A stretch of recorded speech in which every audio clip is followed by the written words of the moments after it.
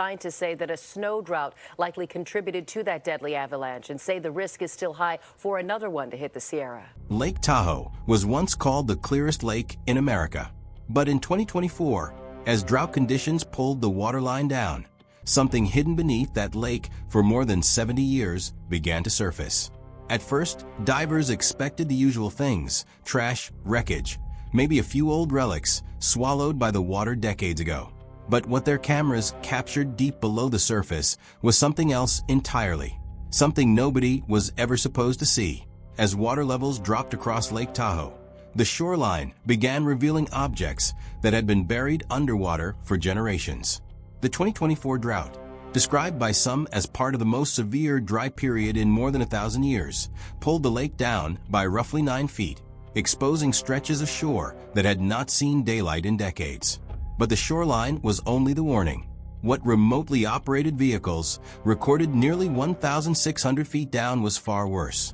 Not a creature, not a shipwreck, not Tahoe Tessie, the local legend whispered about since the 1800s. What they found was older, quieter, and once you hear about it, Lake Tahoe never looks the same again. Because this lake was not just a lake. It became a place built to hide things. To understand what those ROVs found in the dark, you have to understand why Lake Tahoe became the perfect place on Earth to bury things that were never meant to be found. Lake Tahoe sits at 6,225 feet above sea level on the border of California and Nevada. It is the largest alpine lake in North America and the second deepest lake in the United States, surpassed only by Oregon's Crater Lake. Its basin was formed by geological faulting millions of years ago, creating a steep, almost vertical-walled trench that drops 1,645 feet into the earth. The lake is cold enough to kill a swimmer in minutes, clear enough to see deep beneath the surface, and so nutrient-poor that very little lives in it. That sterility is what made Tahoe famous. That is what made its water seem pure. That is what brought millions of tourists. And that same sterility is what made the lake so useful to anyone who wanted to hide something. Because if contamination ever appeared near the surface, people would notice immediately. But below 1,500 feet, Lake Tahoe is a different world. Down there, it is not really a lake anymore. It is a refrigerator the size of a city. The cold slows decay. The pressure holds gases in solution, so they do not rise and expose what is below. The darkness stops light-driven chemical breakdown. And the lack of biological activity means that what sinks into the depths can remain preserved for decades, for lifetimes, for 70 years and counting. That is what Lake Tahoe really became. Not just a wilderness, a vault, the boom that buried it all. The story begins in the 1940s and 1950s. Before World War II, Tahoe was difficult to access. Roads were dangerous. Winters could make travel nearly impossible. And only a few lodges catered to wealthy visitors. Much of the basin remained wild. Then the war changed everything. Military activity increased in the region. Roads were improved for logistics. Soldiers stationed nearby saw the lake. And after the war, many returned with money, cars, and the memory of a place they wanted to revisit. The post-war boom hit fast. By the late 1940s and into the 1950s, casinos were opening on the Nevada side, where gambling was legal. Resorts multiplied. Cabins turned into year-round homes. Development accelerated faster than regulations could keep up. And with that boom came waste. Construction debris from hundreds of new buildings. Sewage from a growing population. Industrial chemicals from businesses supporting casinos and hotels. Old equipment. Old vehicles, old machinery, old everything. And in the 1950s, environmental regulation was weak to non-existent. Hazardous waste disposal, as we understand it today, barely existed. So people looked at the lake. It was vast, deep, seemingly bottomless. Why haul waste over the mountains at great cost when you could dump it into the lake under cover of darkness? Locals knew it happened. Tourists did not. Construction crews dumped debris directly into the water. Businesses discarded chemicals that would later be classified as toxic. Old cars were pushed into the lake, some with fuel, oil, and other fluids still inside. Lakes across America were used as dumping grounds during that era. What made Tahoe different was its depth, its chemistry, and the way it preserved everything. When environmental protections strengthened in the 1960s and 1970s, some of the visible dumping slowed. Regulations were passed. Monitoring increased. Tahoe's clarity made it a symbol of environmental concern. But nobody went to the bottom. The technology was limited. The cost was immense. And, frankly, not many people wanted to know what was down there. The surface looked beautiful. The water remained clear. So whatever had been dumped in the 1950s stayed out of sight. And for decades, out of sight meant out of mind. Then came the drought. What the shore revealed. The 2024 drought followed years of below-average precipitation. Snowpack in the Sierra Nevada fell to historic lows. Streams feeding Tahoe weakened. Evaporation outpaced inflow. The lake dropped. 9 feet may not sound dramatic for a lake more than 1,600 feet deep. But that drop mattered at the shoreline. As the water pulled back, it exposed things that had not been visible in decades. At first, hikers and locals found the kinds of things you might expect. Tires, bottles, rusted metal, fragments of debris that could be dismissed as old litter. Then divers started looking more closely. Colin West, founder of the nonprofit Clean Up the Lake, and his team had already spent years diving Tahoe's perimeter and removing trash from the basin. Their efforts had covered dozens of miles and recovered tens of thousands of pieces of debris. But by the summer of 2024, the finds had changed. They were no longer just recovering trash. They were finding cars, dozens of them, vehicles from the 1940s, 1950s, and 1960s. Some appeared to have been driven indeliberately. Others looked pushed, rolled, or towed into the water near old access roads and shoreline drop-offs. And the most unsettling part was how well preserved they were. In other lakes, submerged vehicles decay into unrecognizable hulks. In Tahoe's cold water, many had not. Paint remained visible. Interior features were still recognizable. Door handles were still there. Dashboards still looked like dashboards. A few license plates could still be read. West has described moments when a dive light hit an old sedan on the bottom, and his first instinct was to look through the window to see whether someone was still inside. Think about that. A diver in 2024 swimming up to a car that may have gone into the lake when Eisenhower was president, and reacting as if it had crashed yesterday. That is how preserved these vehicles were. But the cars were not the most disturbing discovery. Old cars in lakes are strange, but not unheard of. What mattered was what those cars were resting on top of, what the ROVs found. As Clean Up the Lake shared its findings with researchers at the UC Davis Tahoe Environmental Research Center, the operation expanded beyond what scuba divers could safely reach. That is, when they brought in the ROVs, remotely operated vehicles equipped with lights, high-definition cameras, sampling tools, and tether systems capable of descending to the basin floor. At intermediate depths, 200 to 500 feet, the cameras showed more of the same, more debris, more vehicles, more signs of decades of dumping. Then they went deeper. Below 1,000 feet, the lake changed. No sunlight, low 40-degree water, pressure strong enough to crush an unprotected human body. And still, the debris continued. At around 1,400 feet, the ROV lights hit something the operators reportedly struggled to identify at first.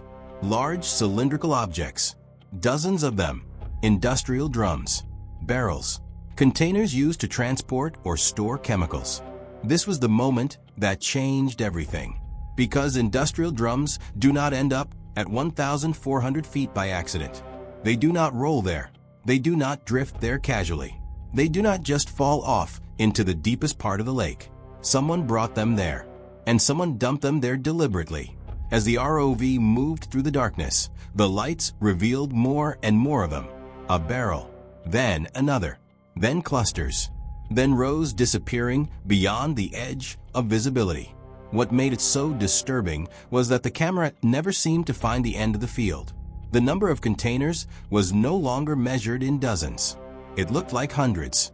The pattern suggested repeated dumping over an extended period. Some drums were clustered together. Others were spread apart. Some may have sunk full. Others may have drifted after entering the water. But the worst discovery came even deeper. Around 1,600 feet, near the edge of the ROV's operational reach. Those barrels were different, larger, heavier, and some of them were leaking. The water was never truly clean. The cameras recorded visible plumes escaping from ruptured containers. In that cold, still water, the material did not disperse quickly. It hung in the water column like clouds. The team collected water samples as close to the leaking drums as they safely could and sent them for analysis. According to the narrative built around those findings, the results were alarming. Heavy metals, lead at extremely elevated concentrations, mercury, cadmium, arsenic, and industrial solvents associated with hazardous mid-20th century waste. If those interpretations are accurate, then the barrels were not random junk. They were the byproducts of an era when proper disposal was expensive, oversight was weak, and dumping something into deep water could feel like making it disappear forever. Researchers reportedly connected the likely peak dumping period to the years between 1948 and 1965, a time that lined up with Tahoe's post-war expansion and casino development boom.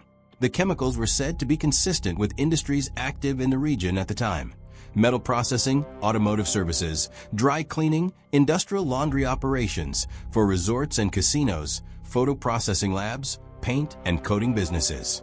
All of them produced waste. And in that era, not all of that waste was handled legally or safely. So the lake became the solution. At least, that was the assumption.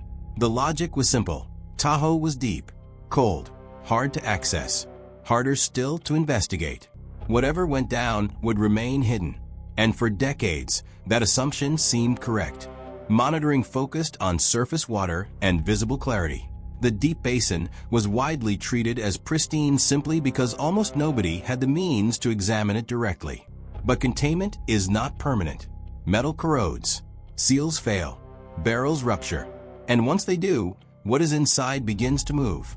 According to the script's narrative, trace contamination was reportedly found at shallower depths as well, suggesting that whatever had been stored in those containers was no longer staying put. If true, then the implication is grim. The contamination would not be trapped forever at 1,600 feet. It would be migrating upward, slowly, quietly, toward the layers people swim in, fish in, and draw water from. That changes everything. A family renting a cabin on the shore. Children jumping off a dock. Someone filling a glass from the tap. Someone grilling fish caught from a lake. Every one of those moments would exist downstream from waste dumped before those people were even born. Lead does not disappear. Mercury does not disappear. Arsenic does not disappear. The pristine image of Lake Tahoe would no longer be the whole truth. Not because the lake is not beautiful, but because beauty at the surface can hide something else entirely below. And then the story turned darker. The barrels were not the only things the ROVs reportedly encountered. Among the debris fields were objects that did not fit the pattern of industrial dumping. Personal belongings, luggage, clothing remnants, items preserved in the cold in ways nobody expected. And then there were reports, careful, incomplete, and not fully public, of forms on the lake bed that should not have been there at all. Lake Tahoe has long carried another reputation beneath its postcard beauty. During the casino era, the Tahoe-Reno corridor had links to organized crime. Local legend for decades held that people who disappeared in that world did not always stay missing in the usual sense. Some were said to have been taken to the lake, dumped in deep water, weighted, sent to a place where no one would ever recover them. For years, that remained folklore, a dark story told quietly, one of those things locals repeated, but nobody could prove. Then came the ROV footage. According to accounts described around the story, some of the deepest survey footage may have captured what appear to be human remains in multiple locations across the basin. Not skeletons, not scattered bones, but remains preserved by the cold, darkness, pressure, and lack of biological activity. Bodies or forms resembling bodies, held in suspension by the same conditions that preserved the barrels and the cars. That is the part of the story that unsettles people most. Because in a normal lake, after that much time, very little would remain. But Lake Tahoe is not a normal lake. The same chemistry that protected the evidence also protected the victims. Clothing, posture, human shape. If true, then some of the people who vanished in the 1950s, 60s, and 70s may not have vanished in the way everyone assumed. They may have been there all along, waiting at the bottom. The associated vehicles, debris, and personal effects reportedly suggest a time frame that overlaps with the height of criminal activity in the region. And if law enforcement ever confirmed those findings, it could reopen questions tied to disappearances that went cold generations ago. Cases that stalled because the evidence was never found. Cases where the evidence may have been resting at the bottom of the lake the entire time. The impossible reckoning. Now comes the question no one wants to answer. What do you do with something like this? If there really are hundreds of toxic barrels leaking at extreme depth, then the environmental problem is immense. This is not just about litter on a shoreline. It is not just about cleaning up old cars. It is about heavy metals and industrial waste in one of America's most iconic lakes. A lake connected to tourism, recreation, fisheries, real estate, regional identity, and public health. But the solution is not simple. Recovering barrels from those depths would be expensive, technically dangerous, and potentially catastrophic. Disturbing corroded containers could release more contamination in a single operation than leaving them alone would release in years. Yet leaving them in place means corrosion continues. Leaks continue. Migration continues. There is no perfect option, only a choice between different risks. Do you raise the drums and risk triggering a chemical disaster during recovery? Or do you leave them on the lake bed and hope the metal holds long enough to buy another decade? The same dilemma applies to any possible human remains. Recovery could provide evidence, names, closure for families who spent lifetimes not knowing what happened to the people they lost. But such operations would be legally sensitive, technically difficult, and extraordinarily expensive. And even if remains were recovered, many of the people responsible might already be dead.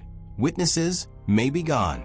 The networks behind the crimes may no longer exist in any prosecutable form. So what is justice worth after 50 or 60 years? For families of the missing, the answer is obvious.